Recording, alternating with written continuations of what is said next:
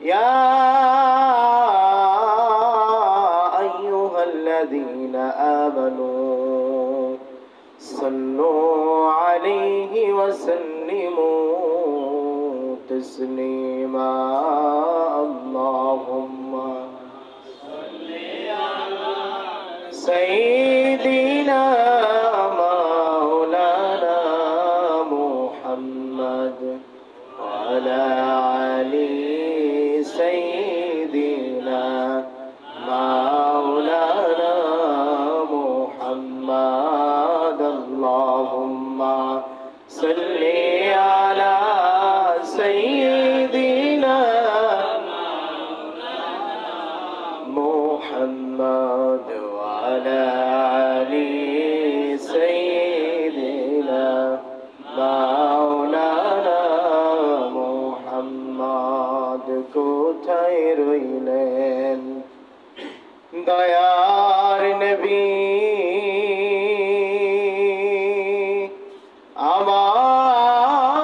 আমাদের সারিয়া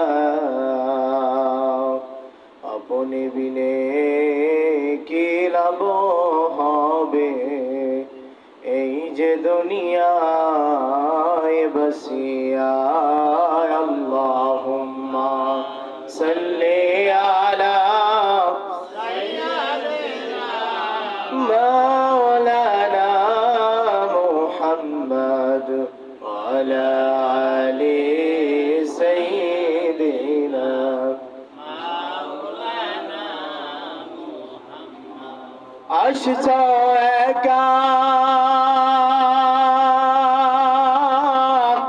জয়বা একা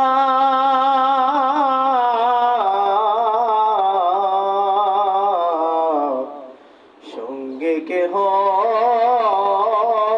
যাবে না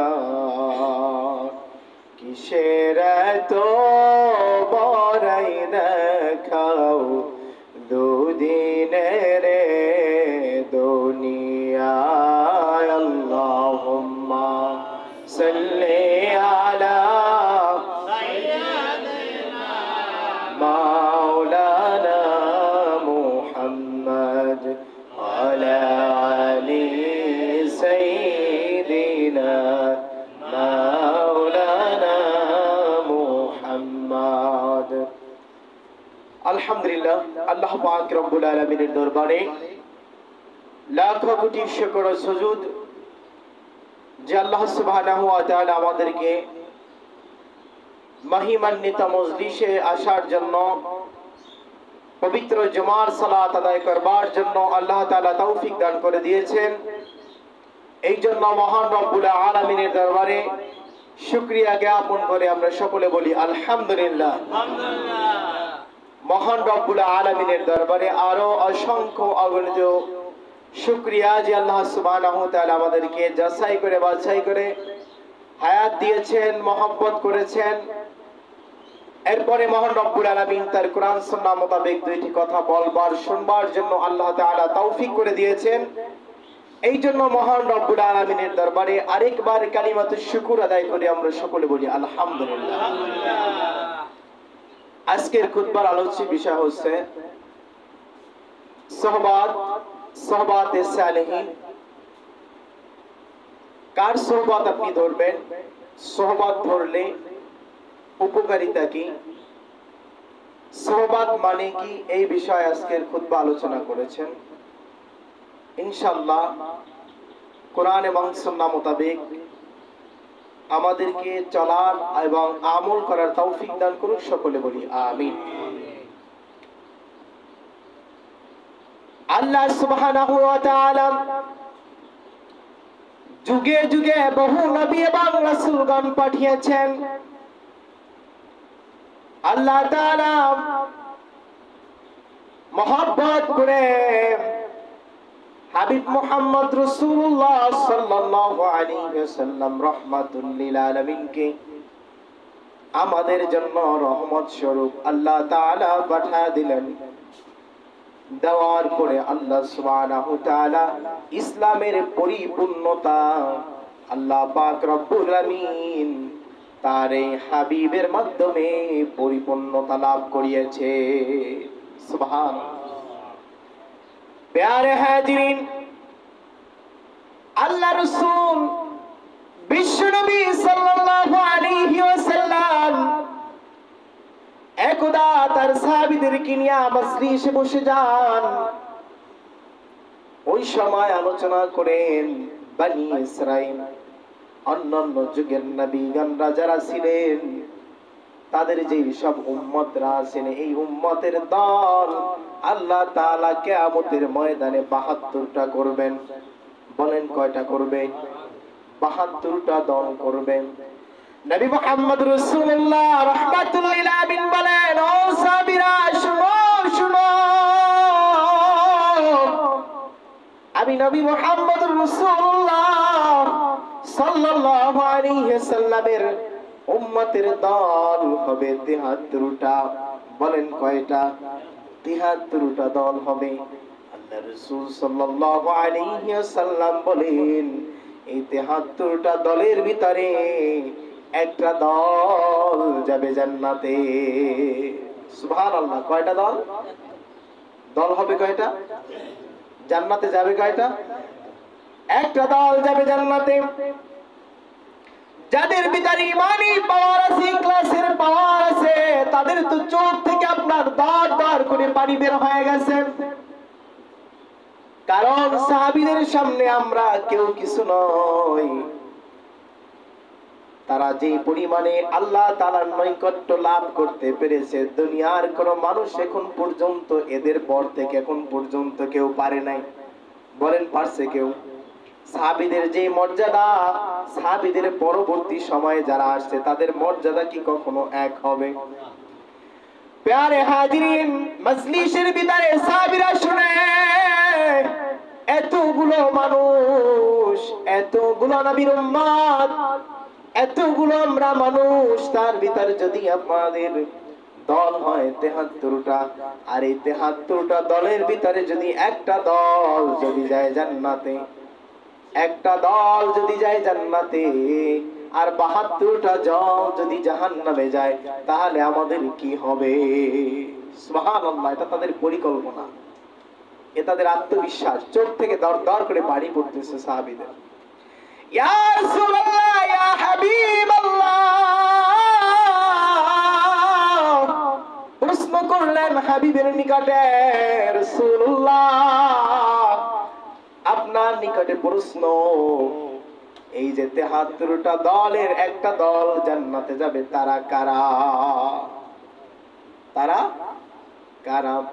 আল্লাহ নবী বললেন, মা আনা আলাইহি ওয়া সাহাবিহি, আমি এবং আমার সাহাবায়ে কিরামদের পথ ধরে যেই সব মানুষগুলো চলাফেরা করবে, আমি এবং আমার সাহাবায়ে কিরামদের পথ যারা অনুসরণ করবে, কিয়ামতের ময়দানে আল্লাহ তাআলা যেই ৭৩টা দলের ভিতরে একটা দল জান্নাতে নিবে, সে একটা দল হচ্ছে আমি এবং আমার সাহাবায়ে কিরামদের অনুসারীরা। বলেন না সুবহানাল্লাহ। এই জন্য আমাদের সহবত দ্বারা জরুরি। বলেন কি দ্বারা জরুরি? সহবত মানে সঙ্গ দ্বারা। এখন মানুষ দুনিয়ার ভিতরে চিন্তা করতে পারেন কার সঙ্গ ধরবেন, কার সাথে চলাফেরা করবেন। যদি দুনিয়ার কোনো ক্ষমতা চান, দুনিয়ার ভিতরে যদি আপনার মাতব্বরি দেখাতে চান, দুনিয়ার ভিতরে যদি আপনার ক্ষমতা দেখাতে চান, তাহলে তো আপনার ওইভাবে আপনার মতো যে মনোমানসিকতা লোকজন যারা আছে তাদের সাথে আপনার সহবত রাখতে হবে। আর যদি আপনি দুনিয়াতে চিন্তা করেন না না দুনিয়া তো ক্ষণস্থায়ী, এটা চিরস্থায়ী নয়, তাহলে আপনার চিন্তা ধারণা থাকবে একটু অন্য রকমের। দুনিয়ায় যেহেতু ক্ষণস্থায়ী, আমরা একদিনে দুনিয়া থেকে বিদায় নিয়ে চলে যেতে হবে। তাহলে আমাদের সেইভাবে যারা দুনিয়ার কাজকর্ম ছেড়ে দিয়ে যারা আখিরাতের চিন্তা ভাবনা করে, যারা আখিরাতের আলোচনা করে, যারা আল্লাহ এবং আল্লাহর রাসূলের পথ ধরে, আমরা তাহলে তাদেরই অনুসরণ করব। কথা ঠিক কিনা বলেন? অনুসরণ করব কাদের? যারা আপনার আখিরাতে চিন্তা করে, যারা দুনিয়ার কোনো চিন্তায় মগ্ন নয়, যারা আল্লাহ এবং আল্লাহ রসুলের পথ মত অনুসরণ করে, সোহবত ধরতে হবে তাদের। সোহবত ধরতে হবে কাদের? সোহবত ধরতে হবে তাদের, সঙ্গ ধরতে হবে তাদের। এই জন্য আপনার যদি কোনো মানুষ দুনিয়ার ভিতরে কোনো মানুষকে খারাপ লোকের সাথে যদি আপনার চলাফেরা করে, কিয়ামতের ময়দানে খারাপ লোকের সাথে দাঁড় করায় দিবে। কোন লোকের সাথে বলেন? খারাপ লোকের সাথে দাঁড় করায় দিবে। দেশের ভিতরে যখন আপনার নির্বাচন হয়, ভোট দেওয়ার জন্য যান কিনা বলেন? হ্যাঁ, আপনারা যান না? ভোট দেওয়ার জন্য চলে যান। এই ভোট আল্লাহ তাআলার পক্ষ থেকে আপনার নিকটে একটা আমানত। বলেন এটা কি?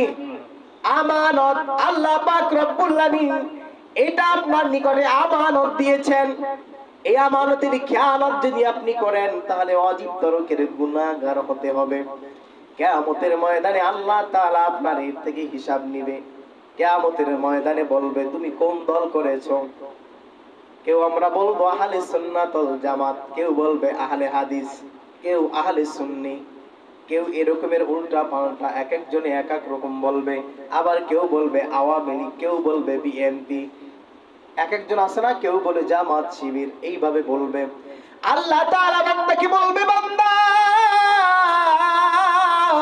যার সাথে যেইভাবে কাজ করেছো, যার নীতি অনুযায়ী যেইভাবে কাজ করেছো, তোমার প্রধান যে উপদেষ্টা আছে তিনি ওই জায়গায় দাঁড়ায় আছেন।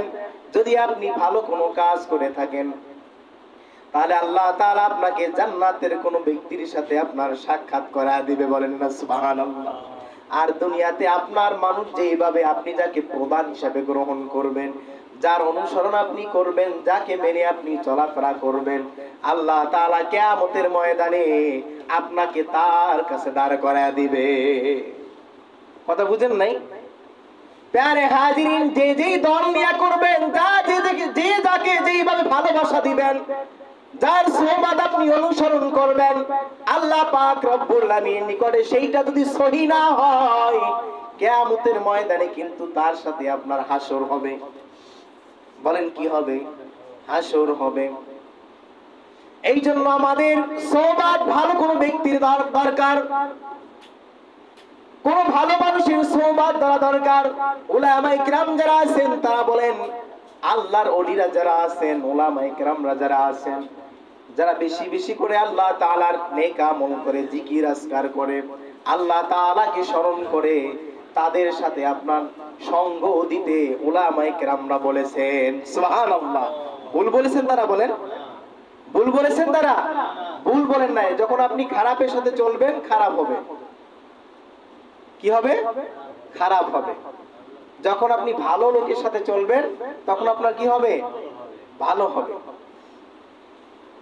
এক জামানা সোহবতে বাউলিয়া, बेहतार अज सद सलातायत रेरिया, सोहबते साले तुरा साले कुनाद, सोहबते तले तुरा तले कुनाद।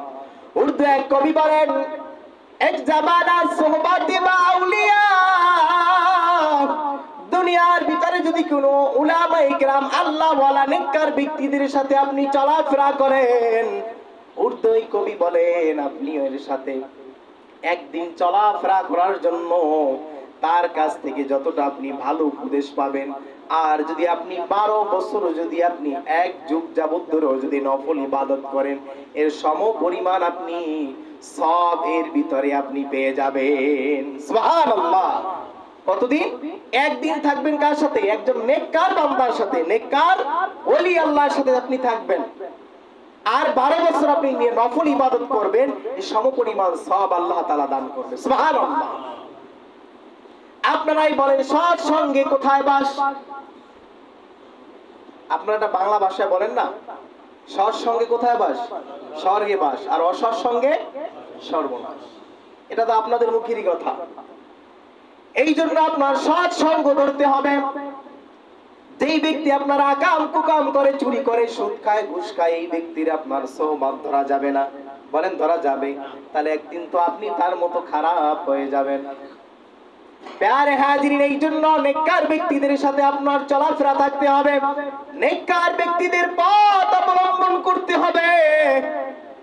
আল্লাহ পাক রব্বুল আমিন যদি আপনি এইভাবে নেককার ব্যক্তিদের সাথে আপনি থাকতে পারেন, তাহলে ওই আল্লাহ তাআলা যে বলেছেন মা আনা আলাইহি ওয়া সাহাবিহি, আমি এবং আমার সাহাবায়ে কেরামদের পথ মত যারা অনুসরণ করবে তারাই হবে কিয়ামতের ময়দানে একটা দল। সুবহানাল্লাহ। তাহলে সাহাবীরা চুরি করছে বলেন? তারা কি আকাম কুকাম কোন কাজ করছে? তারা কাবিরা গুনাহ করছে বলেন? তারা শিরকের কোন কাজ করছে বলেন? তাহলে আমরা যদি সেই সোহবত ধরি, এদের উল্টা সোহবত যদি ধরি, তাহলে কিন্তু ওই একটা দলের ভিতরে আমরা যেতে পারবো না। এদিকে 72টা দল থাকবে, তার ভিতরে আমাদের থাকতে হবে। তা আমাদের চলতে হবে কোন কাদের সাথে? নেককার ব্যক্তিদের সাথে। সৎ যে ব্যক্তিগণ আছে তাদের সাথে চলাফেরা করতে হবে। যারা আল্লাহ ওয়ালা, আল্লাহ বিরু যারা, খোদা বিরু যারা, তাদের পথ আমাদের ধরতে হবে। প্যারে হাজিরিন, আল্লাহ পাক রব্বুল আমিন আপনাকে জীবন দান করেছেন। এই জীবনে আল্লাহ তাআলা একটা থিওরি দিয়েছেন। কি দিয়েছেন বলেন? একটা থিওরি দিয়েছেন।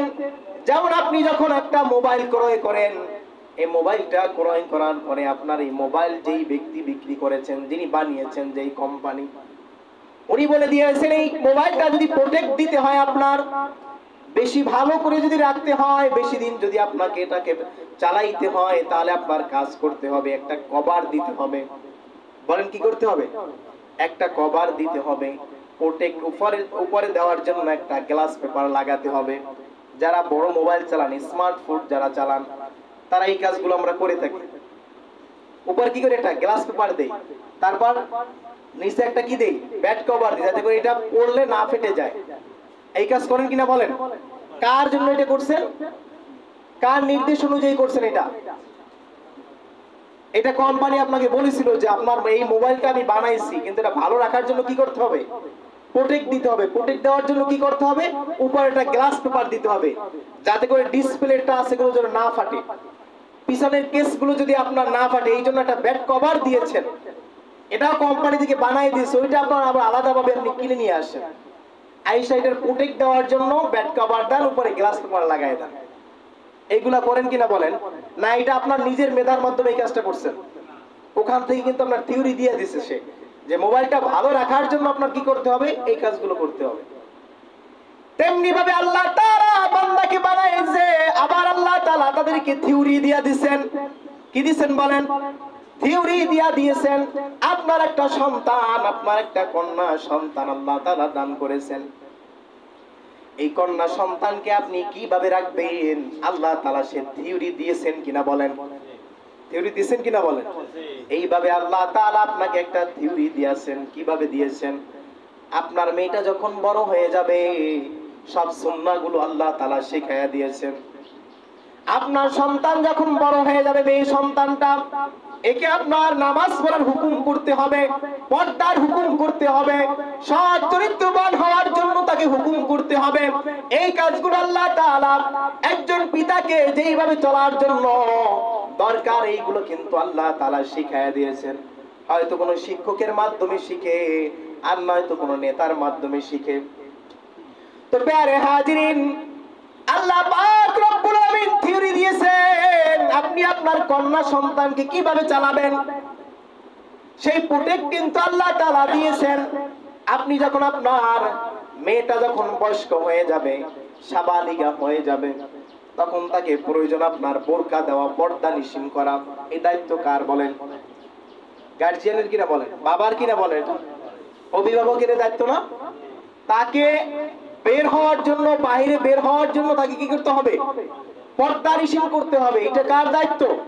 বাবার দায়িত্ব। যতক্ষণ না, যতদিন পর্যন্ত আপনার বাবার আওতার ভিতরে থাকবে, ততদিন পর্যন্ত দায়িত্ব কার? বাবার। এখন আপনি কি করলেন? তাকে ছেড়ে দিলেন। তাহলে আপনি আল্লাহ তাআলার থিওরি মানলেন বলেন? আল্লাহ তাআলার থিওরি মানলেন না। এই থিওরি যখন আপনি মানবেন না, তখন তো আপনি আল্লাহ তাআলার হুকুমের বাইরে চলে গেলেন। আপনার মেয়েও বাইরে চলে গেল, আর আপনাকে দায়ুস বানালো। আপনাকে কি বানালো? দায়ুস বানালো। আর আপনার ওই মেয়েটাও কোথায় চলে গেল? সেও আপনার আল্লাহর হুকুম থেকে বাইরে চলে গেল।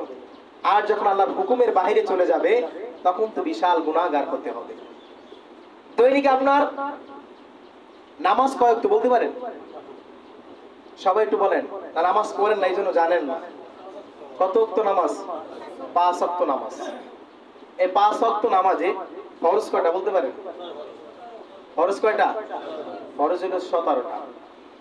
5 ওয়াক্ত নামাজে আল্লাহ তাআলা নির্ধারণ করছেন, যেমন ফজরের একটা টাইম আছে, জুমার একটা টাইম আছে, জোহরের একটা টাইম আছে, আসরের একটা টাইম আছে, আছে কিনা বলেন? মাগরিবের একটা সময় আছে কিনা বলেন? এশার একটা সময় আছে। এশারের সময় যাওয়ার পরে কি আপনি নামাজ এশারটা পড়তে পারবেন? কাজা হয়ে যাবে। কি হয়ে যাবে? কাজা হয়ে যাবে। তাহলে সময় আছে। এটা কি আছে বলেন? সময় আছে। তাহলে ফরজ হলো কয়টা? 17টা। ফরজ কয়টা? 17টা। এই 17টা ফরজ। আর আপনি পর্দার বিধানকে যদি ছেড়ে দেন, এক মুহূর্তের জন্য, এক সেকেন্ডের জন্য যদি আপনি পর্দার বিধানকে ছেড়ে যদি দেন, তাহলে ওই মুহূর্তের জন্য, সেকেন্ডের ভিতরে আপনার একটা ফরজ বিধান ছেড়ে দিলেন। দৈনিক আপনার 5 ওয়াক্ত নামাজের জন্য ফরজ কয়টা? 17টা। আর পর্দার বিধান হুকুম মানা কি ফরজ না সুন্নাত বলেন? এটা কি ফরজ না বলেন? এটাও ফরজ। তাহলে আপনি এই ফরজ হলো এখানে 5 ওয়াক্ত নামাজের ভিতরে 17টা ফরজ। কয়টা ফরজ? 17টা ফরজ। আর আপনি পর্দার বিধানকে এক সেকেন্ডের জন্য ছেড়ে দিলেন, সেটা একটা ফরজকে ছেড়ে দিলেন। যতক্ষণ পর্যন্ত আপনি এই ফরজকে আপনি না রাখবেন ততক্ষণ পর্যন্ত ফরজ তরকের গুনাহ হবে। কথা ক্লিয়ার? বুঝেন নাই? বুঝতে পারছেন বলেন? আপনার কিসের নামাজ, কিসের কুরবানির হক, কিসের আত্মীয় স্বজনের হক, আপনার যে মেইন সমস্যাটা, এই সমস্যাটা আমরা সারতে পারতেছেন না। বড় বড় সমস্যা আটকে আছেন আপনারা। বড় বড় সমস্যা আমরা কি আটকে আছি। যাদের খাবারের মাধ্যমে, যাদের হাতের পাকের মাধ্যমে আমার শরীরের গোশতটা, আমার শরীরের রক্তটা আপনার কি হবে? হালাল হবে, তারাই আপনার হারাম কাজ করে। একদিনও খোঁজ খবর নিয়েছেন আপনার স্ত্রী একটাবার ওযু করে আপনার পাক করছে কিনা? বাথরুম থেকে আপনার বের হয়ে তিনি পাক পবিত্রতা অর্জন করছে কিনা? আবার রাত্রি বেলায় ফরজ গোসলটা করছে কিনা? এরপরে পাক চড়াইছে কিনা? এটা কি একবার খোঁজ খবর নিয়েছেন? এইটা তো নেন না। তাহলে যখন আপনার এই পাক পবিত্রতা অর্জন না করে আপনার স্ত্রী যখন আপনাকে খাবার দিবে আপনার সামনে, এইটা যদি আপনি খান, এই গোশতটা আপনার হালাল হবে না হারাম হবে বলেন? আপনার স্ত্রী যখন, আপনার মেয়েটা যখন পর্দার ভিতরে থাকবে না, যখন এই ফরজ বিধানকে যখন ছেড়ে দিবে, আল্লাহর হুকুমকে যখন সে মানবে না, এর হাতের খাবার আপনার জন্য হালাল হবে না হারাম হবে? তো প্যারে হাজিরিন, কোথায় আছেন? চিন্তা তো করেন না একবার। সৎ সঙ্গ ধরেন। এখন পর্যন্ত এখনো বলতেছি, সৎ সঙ্গ ধরেন। 5 ওয়াক্ত নামাজ পড়েন, আল্লাহ তাআলার হুকুম বিধানকে মানেন। জীবনে তো অনেক কিছু করছেন। এই জীবনটা হলো সংক্ষিপ্ত সময়। আজকের এখানে আছেন, কালকে থাকবেন না। আজ এই মজলিসে আছেন, এই মজলিস থেকে কত মুখ আপনার বিদায় নিয়ে চলে যাবে। এই জন্য সৎ সঙ্গ ধরা দরকার। একটা সন্তান মায়ের কাছে বেশি সময় দেয় না বাবার কাছে সময় বেশি দেয়? কথা বলেন, কার কাছে সময় বেশি দেয়? ছোটবেলা থেকে আমার মেয়েটাকে আমি দেখতেছি, যখন ও আর কি কিছুটা হাঁটা চলা বোঝা তখন শুরু করছে, দেখতেছি এইটা যে ওর মা যখন উজু করতে যায়, উজুটা বোঝে আপনার কিভাবে করতে হয় এটা বোঝে না, কিন্তু উজুটা বোঝে। উজুটা ও বোঝে যে উজু করতে হবে। উজু আপনার বানাইতে যায় মাঝে মাঝে, বুঝছেন? হয়তো পানিতে পুরোটা নিজে ভিজেই ফেলায়, উজু করতে যায় গোসল করে ফেলায়, বুঝছেন? তারপর কি করতে যায়? উজু করতে যায়। হাতটা ভিজে টিজে এইভাবে ওর আম্মু যা করে ও তা করে। সব তো জানে না, যতটুকু দেখে অতটুকু করে টই না। তারপর নামাজের ওর জন্য আলাদা যায় নামাজ আছে। এটা দুইটা যায় নামাজ, তো একটা এর আম্মুর জন্য, একটা এর জন্য। যায় নামাজ যখন আম্মুরটা বিছায় তখন এর যায় নামাজ আলাদা। এটা যদি আমি ধরি না, এটা তোমার না, এটা আমার। আরে আম্মুরে ডাক দিয়ে বলে আমার যায় নামাজ পড়ছে, বুঝে যে এটা আমার যায় নামাজ। যায় নামাজ বিছায় দেয়, ওই আম্মু যা পড়ে আপনার এও কি করে? মুখ লড়ায়। এও কি করে? মুখ লড়ায়। কিতাবের ভিতরে আমরা পড়েছি, আল্লাহ তাআলা জিজ্ঞেস করে ফেরেশতাদেরকে, ওর মা তো নামাজ পড়ে, সন্তানটা কি করে? তো সন্তানটা মুখ লড়ায়। কয় না রে ফেরেশতারা, সন্তানটা মুখ লড়ায় না। ওর মা কি করে? কয় নামাজের ভিতরে সূরা ফাতিহা পড়ে। বলেন কি পড়ে? নামাজে সূরা ফাতিহা পড়ে। আল্লাহ তাআলা ফেরেশতাদেরকে জানায় দেয়, ও ফেরেশতারা, ও মুখ লড়ায় না সন্তানটা, ওই সন্তানটা সূরা ফাতিহা পড়ে। সুবহানাল্লাহ। এই সন্তানটা আমলনামা এখন পর্যন্ত কি হয় না? লিপিবদ্ধ হয় না। এখন পর্যন্ত কি হয় না? লিপিবদ্ধ হয় না। আল্লাহ পাক জানায় দেয় ফেরেশতাদেরকে, ও ফেরেশতারা, ও যে আমল করতেছে, এই আমলের পরিণামে যতটুকু আমি সব নেকি দান করব, ওর মায়ের আমলনামায় লিখে দাও। বল না সুবহানাল্লাহ। তারপর সৎসঙ্গটা ছোটবেলা থেকে, কোন বেলা থেকে? ছোটবেলা থেকেই শিখবে। রমজান মাস গেছে, মাঝে মাঝে আমি খাবার নিয়ে হাত লেন, প্রতিস খাবো না। ও বুঝি যে রোজা রাখছো বাবা, কি দিকে আমারে রোজা রাখছো বাবা তুমি। এই যে বলুন, এই যে শিক্ষাটা একটা এখান থেকে শিখবে। এই যে সৎসঙ্গের শিক্ষাটা কোন জায়গা থেকে? আপনার থেকে আপনার সন্তান শিখবে। আপনি যদি খারাপ কোনো আচরণ করেন, আজকে আপনি একটা খারাপ আচরণ করছেন, ঘরের ভিতরে আপনার মাকে বলছেন, আপনার স্ত্রীকে বলছেন, আপনার সন্তানকে বলছেন, 2 দিন পরে দেখবেন আপনার সন্তানটা এতটুকু বাচ্চা, 2.5 বছর 3 বছর বাচ্চা, মুখ থেকে কথা বলতে পারবে। আপনি যেই খারাপ উচ্চারণটা করছেন, ওইটা আপনার পরের দিন বলবে। কথা বলেন, এটা কি পরের দিন বলে কিনা আপনার? এই ছোট্ট সন্তানটা আপনার, ও তো ছোটবেলা থেকে আপনার কিছু শিখে আসে নাই। আপনাদের মাঝে গড়তে গড়তে থাকতে থাকতে ও আপনার খারাপ ভাষা, ভালোবাসা সব কি আপনাদের মধ্য থেকে শিখছে কিনা বলেন? এই জন্য আপনার সন্তানটা কি হবে, এইটার দিক নির্দেশনা, এইটা বিবেচনা আপনার মাধ্যমে চলবে। আপনি ওরে এখন যেইটা করবেন ওইটাই হবে।